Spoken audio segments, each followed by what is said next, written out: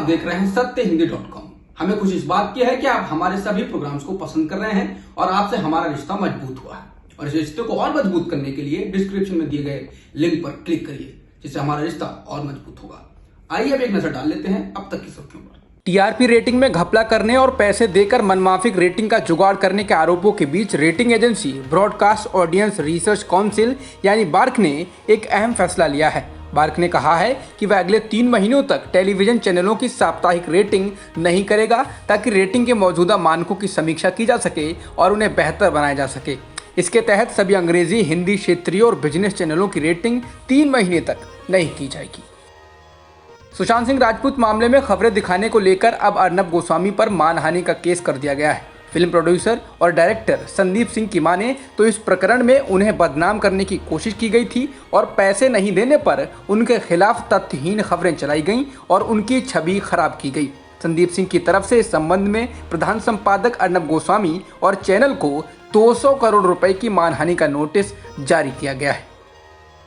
TRP घोटाले मामले में रिपब्लिक टीवी की याचिका पर सुनवाई करने से इनकार करते हुए सुप्रीम कोर्ट ने गुरुवार को याचिकाकर्ता को बॉम्बे हाई कोर्ट जाने को कहा है। Justice DY Chandrachud, justice Indu Malhotra और जस्टिस इंदिरा बनर्जी के बेंच ने कहा कि वो इस याचिका पर सुनवाई नहीं करेंगे। इसके लिए टीवी चैनल को हाई कोर्ट जाना चाहिए। शिवसेना ने गुरुवार को कहा कि अगर प्रधानमंत्री मोदी और केंद्रीय गृह मंत्री अमित शाह राजभवन की प्रतिष्ठा बरकरार रखना चाहते हैं तो महाराष्ट्र के राज्यपाल भगत सिंह कोश्यारी को वापस बुला लेना चाहिए। पार्टी ने अपने मुखपत्र सामना में लिखे एक संपादकीय में कोश्यारी पर जोरदार हमला बोला। बता दें, राज्यपाल ने प्रार्थना स्थलों को खोलने को लेकर मुख्यमंत्री उद्धव ठाकरे को पत्र लिखा था और पूछा था कि क्या शिवसेना नेता अचानक से धर्मनिरपेक्ष हो गए हैं। संपादकीय में कहा गया कि इस मुद्दे पर बीजेपी का पर्दाफाश हो गया है। चीन के राष्ट्रपति शी जिनपिंग ने अपने सैनिकों से युद्ध की तैयारी पर फोकस करने को कहा है। चीनी न्यूज एजेंसी शिन्हुआ के हवाले से यह जानकारी दी गई है। न्यूज एजेंसी ने चीनी राष्ट्रपति के हवाले से कहा है कि सैनिकों को हाई अलर्ट पर रहना चाहिए, अपना दिमाग और ऊर्जा को युद्ध की तैयारी के लिए रखो। सूत्रों ने बताया कि राष्ट्रपति शी का कमेंट खासतौर पर भारत को लक्ष्य करके नहीं है। हालांकि यह ऐसे समय आया है जब लद्दाख में दोनों देशों के बीच सीमा विवाद चल रहा है। हाथरस केस में सुप्रीम कोर्ट ने गुरुवार को कहा कि इलाहाबाद हाई कोर्ट इस मामले की निगरानी करेगा और अगर कहीं कोई समस्या हुई तो हम यहाँ हैं। सुप्रीम कोर्ट एक्टिविस्टों और वकीलों की तरफ से दाखिल की गई याचिकाओं पर सुनवाई कर रहा था। इस दौरान याचिकाकर्ताओं ने सुप्रीम कोर्ट से कहा कि उत्तर प्रदेश में फेयर ट्रायल मुमकिन नहीं है, इसलिए इसको दिल्ली में ट्रांसफर किया जाए। इस पर चीफ जस्टिस एस.ए. बोबडे की अगुवाई वाली बेंच ने कहा कि हाई कोर्ट को इसे देखने देते हैं, कोई समस्या हुई तो हम यहाँ हैं ही। जम्मू कश्मीर में पीडीपी प्रमुख महबूबा मुफ्ती की रिहाई के बाद राजनीतिक सरगर्मी शुरू हो गई है। गुरुवार को श्रीनगर में पूर्व मुख्यमंत्री और नेशनल कॉन्फ्रेंस के अध्यक्ष फारूक अब्दुल्ला के आह्वान पर एक सर्वदलीय बैठक हो रही है, जिसमें जम्मू कश्मीर की स्थिति पर चर्चा की जाएगी। बुधवार को नेशनल कॉन्फ्रेंस के नेता फारूक अब्दुल्ला और उमर अब्दुल्ला महबूबा के घर गए थे और उन्हें इस बैठक के लिए आमंत्रित किया था। अखबार टाइम्स ऑफ इंडिया के अनुसार भारतीय नौसेना के पूर्व प्रमुख एडमिरल रामदास समेत भारत के करीब 120 सेवानिवृत्त सैन्य अधिकारियों ने राष्ट्रपति रामनाथ कोविंद को एक खत लिखकर भारतीय सेना के मुस्लिम रेजिमेंट के बारे में सोशल मीडिया पर फेक न्यूज फैलाने वालों के खिलाफ सख्त कार्रवाई की मांग की है।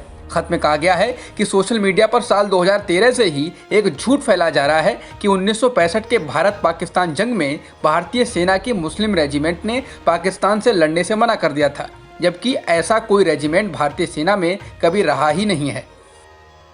पश्चिम बंगाल में इस बार की दुर्गा पूजा चुनावी मैदान में तब्दील होने वाली है। अगले साल चुनाव से पहले बीजेपी के केंद्रीय नेताओं के अहम दौरे होने वाले हैं। इसके पहले प्रधानमंत्री मोदी 22 अक्टूबर को कोलकाता में एक पूजा पंडाल को संबोधित करेंगे।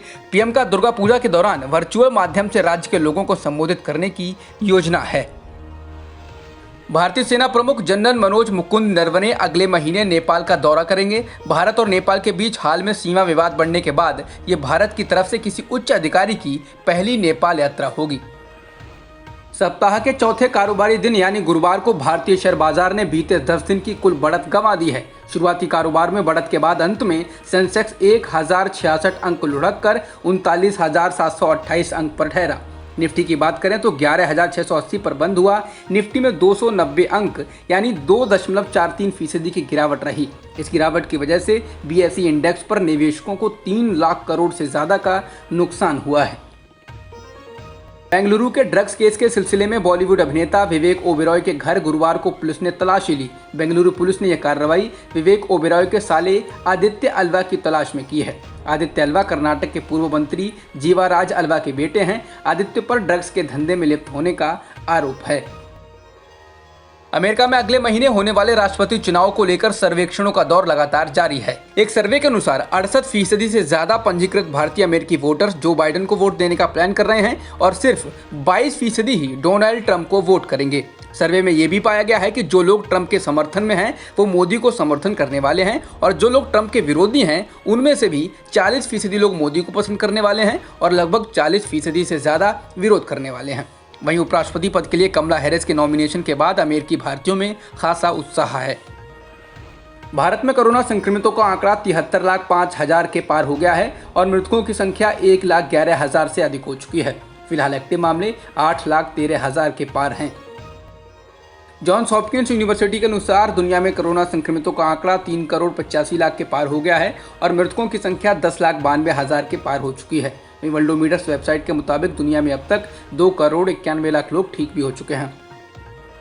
जॉन्स हॉपकिंस यूनिवर्सिटी के अनुसार अमेरिका में संक्रमितों की संख्या 79,17,000 के पार हो गई है और मृतकों की संख्या 2,16,000 के पार हो चुकी है। इसके अलावा ब्राजील में कुल संक्रमितों का आंकड़ा 51,40,000 के पार हो गया है और मृतकों की संख्या 1,51,000 के पार हो गई है। अब तक की खबरों में इतना ही।